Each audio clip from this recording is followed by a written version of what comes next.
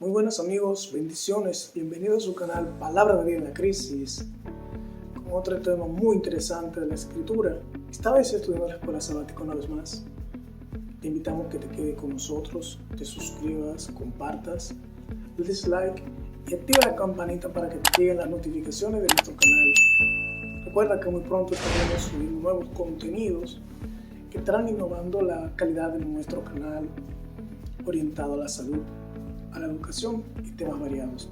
Así que por favor no te muevas porque en breves volvemos con un interesante tema de la escuela sabática.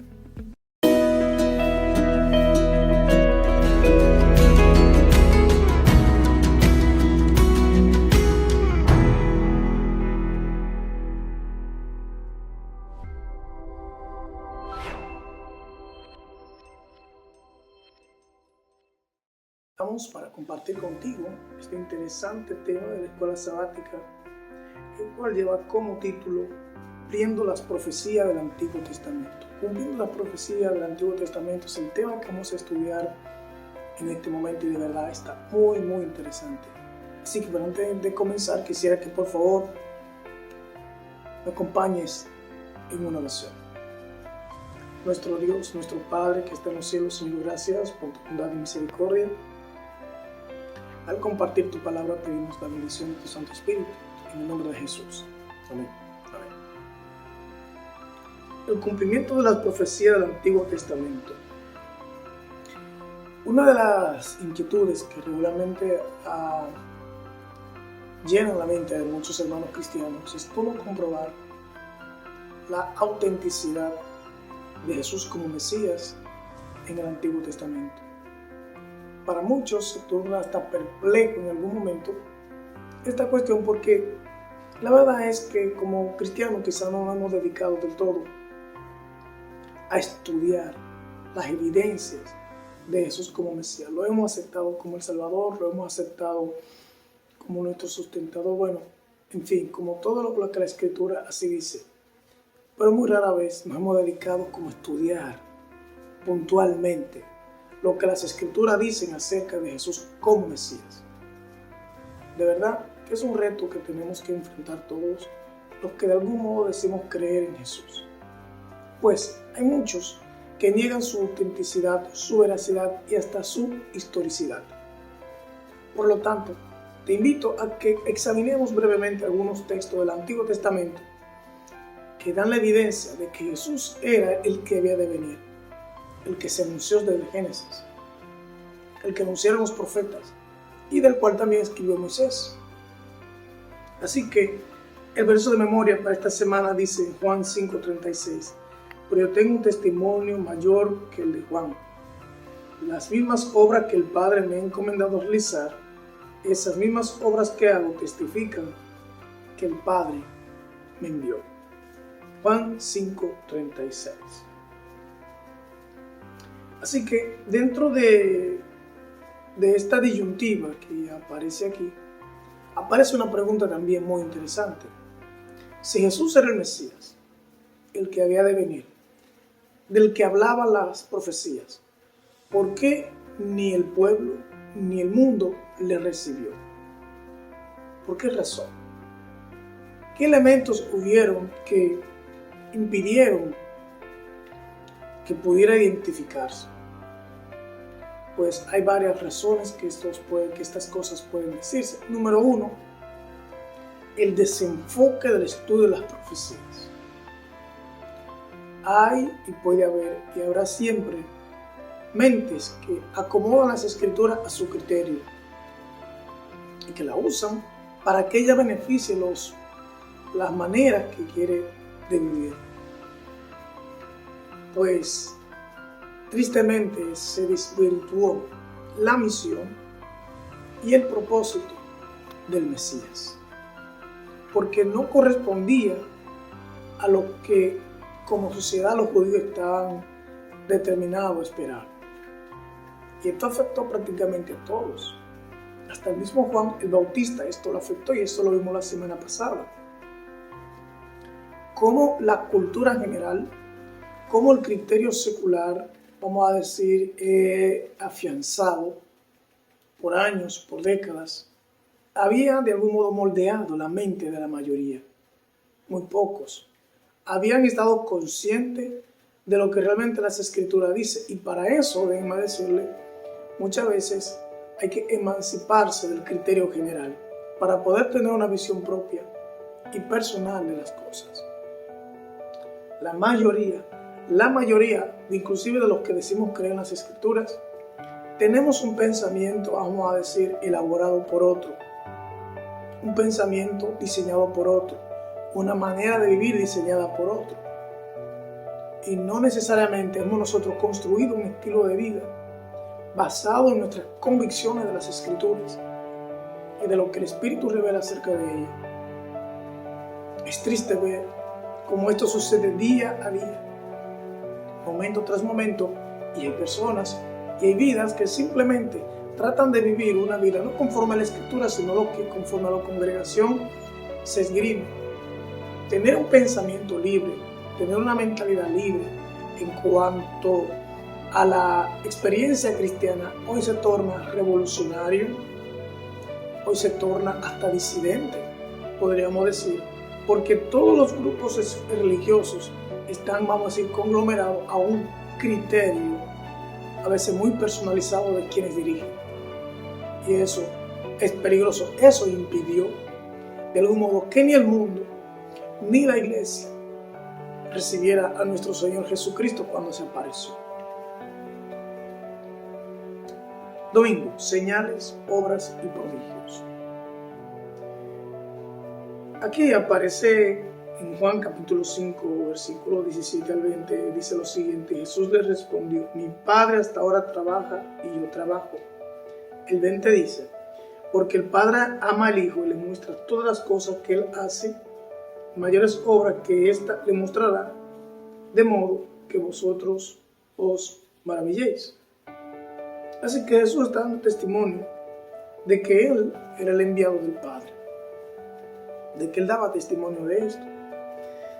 Y conforme a eso, Él comenzó a manifestar el poder divino a través de obras, prodigios y milagros. Ahora, ¿eran estas unas señales puras y simples? No. Estas señales simplemente estaban dedicadas a beneficiar a los otros y también de responder a una necesidad por la cual el Mesías debía aparecer. No, estas señales no eran evidencia propiamente dicha, sino que era una confirmación. Pues dice la misma Escritura en el libro, la primera carta a los Corintios, que Satanás puede hacer milagros, y en 1 Tesalonicenses capítulo 2 también lo dice. Así que los milagros no son una evidencia de la divinidad, pero puede confirmar muy claramente el origen de una cosa, ¿no? Jesús, una pregunta aquí que debemos responder, dice: ¿cómo podemos evitar tener un corazón duro como el de los líderes religiosos? ¿De qué manera podríamos estar luchando contra la obra de Dios? Cuando no tenemos un corazón dispuesto a hacer y reconocer la voluntad de Dios, fácilmente damos un sentido distinto al que la Escritura da solo para justificar nuestro proceder, y eso nos lleva a rechazar las claras evidencias de las manifestaciones de Dios. Muchas veces ese deseo de no querer hacer lo que Dios revela nos lleva a esto. ¿Por qué? Porque cada vez que Dios revela su voluntad, demanda de nosotros, sacrificio, abnegación, entrega, consagración, renuncia a las cosas del mundo, renuncia muchísimas veces a nuestros propios planes, y regularmente contra esas cosas a nosotros no nos gusta ir. Por eso es mejor muchas veces modificar lo que Dios dice para que nuestros planes, nuestros proyectos, nuestra falta de consagración, nuestro amor al mundo puedan encajar en lo que Dios dice, con lo que supuestamente nosotros decimos que Dios dice. La autoridad de las Escrituras. ¿Qué es una autoridad? Es aquel que tiene un peso específico sobre mí. Es el que dirige, es el que traza, es el que de algún modo traza las pautas para que yo pueda manejarme de manera correcta. Y aquí viene una pregunta.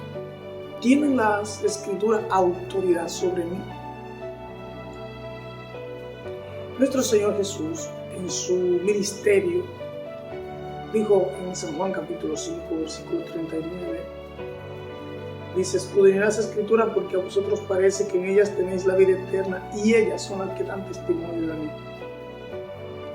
Jesús manifestó la autoridad de las Escrituras sobre su ministerio.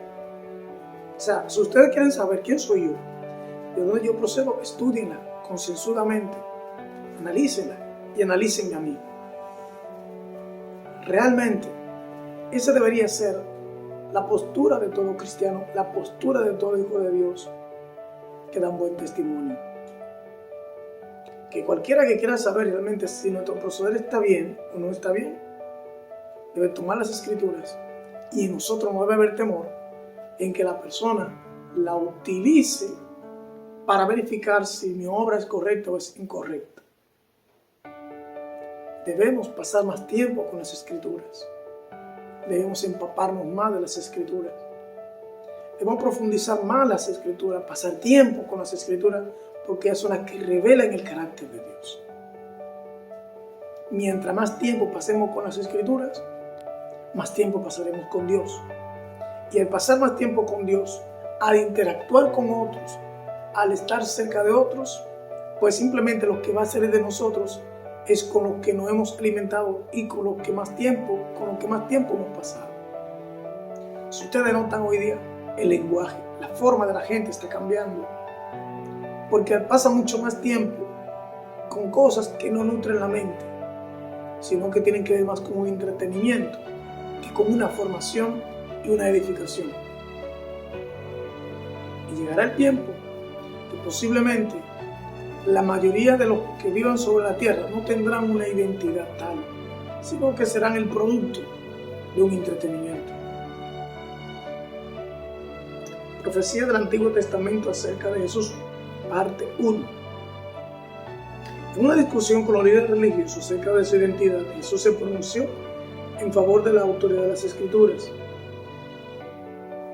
Entonces, vamos a ver aquí algunos textos que pueden relacionar directamente el ministerio de Jesús con lo que decía en el Antiguo Testamento.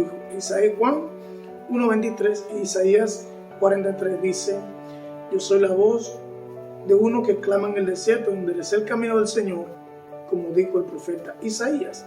Eso está en Isaías 43. Jesús se está refiriendo a su ministerio al Antiguo Testamento. Juan 2:16 dice: y dijo a los que vendían palomas: quitad, estoy aquí, y no hagáis de la casa de mi padre casa de mercado. Eso aparece en Salmo 69:9, que dice: porque me consumió el celo de tu casa, y los denuestos de los que te vituperaban cayeron sobre mí. Esto y otros textos como Juan 7:38, Jeremías 2:13, Juan 19:36 y Números 9:12 hacen un paralelo realmente de lo que fue la vida de Jesús, cómo se manifestó y cómo se cumplió en él. Ahora, hay otros y muchos más elementos que por ejemplo, en el santuario aparecen que revelaba el primer ministerio de Jesús aquí en la tierra. Hay un pensamiento en el libro de Sauto de las Gentes, donde dice que se dejaron de estudiar las profecías en cuanto a los significados de los símbolos del santuario. El santuario es una maqueta educativa que el Señor dejó para que se entendiera el ministerio del Mesías de una manera gráfica, sencilla, que hasta los niños podían entender. Pero tristemente el pueblo judío se enfocó en otras cosas de las Escrituras que son buenas, pero no necesariamente en la que de algún modo prefiguraban la primera venida del Mesías. Lección del miércoles: profecía del Antiguo Testamento acerca de Jesús, parte 2. Vamos a leer otros textos aquí que también dan evidencia de Jesús como el Mesías del Antiguo Testamento. Juan 12:13 dice: tomaron ramas de palmera y se dieron a recibirle y clamaban: Hosanna, bendito el que viene en el nombre del Señor, el Rey de Israel. Salmo 118:26 dice: bendito el que viene en el nombre de Jehová, desde la casa de Jehová, os bendecimos. Juan 12, 14 y 15 dice, y halló Jesús un asnillo, montó sobre él, como está escrito, no temas, hija de Sión, y aquí tu rey viene montado en un pollino de asna. Zacarías 9:9 dice, alégrate mucho, hija de Sión, da voces de júbilo, hija de Jerusalén, he aquí tu rey vendrá a ti, justo y salvador, humilde, y cabalgando sobre un asno, sobre un pollino, hijo de asna. Estos textos también indican la misión, la forma en que iba a aparecer el Mesías. Así que, cuán firmemente arraigados estamos en lo que creemos. ¿Está confirmado por las Escrituras? ¿O simplemente está afirmado por nuestras emociones? Pues hoy, lo que se establece como bueno y válido es lo que agrada a mis emociones, lo que no va en contra de ellas, lo que de algún modo satisface el ojo, el oído, el gusto, o sea, lo que agrada a los sentidos. ¿Están nuestras creencias fundadas en las Escrituras o están fundadas en un concepto propio o criterio propio de lo que nosotros entendemos que ella dice? ¿Es nuestra verdad una verdad subjetiva o una verdad objetiva? ¿Podemos nosotros, con toda libertad, abrir las Escrituras y mostrarles a los demás lo que nosotros creemos? ¿Estamos capacitados para eso? ¿O somos un subproducto del pensamiento de otro? Es importante que examinemos lo que pensamos y lo que creemos, porque nuestra felicidad y libertad depende de que creamos las cosas correctas, no establecida por otros, sino establecida por Dios. Jesús con libertad pudo citar las Escrituras en cada una de las cosas que hacía. Jesús con libertad le pidió a otros que examinaran su vida de acuerdo a las Escrituras, y casi siempre estuvo enfocado a que las Escrituras revelaban su ministerio y su vida.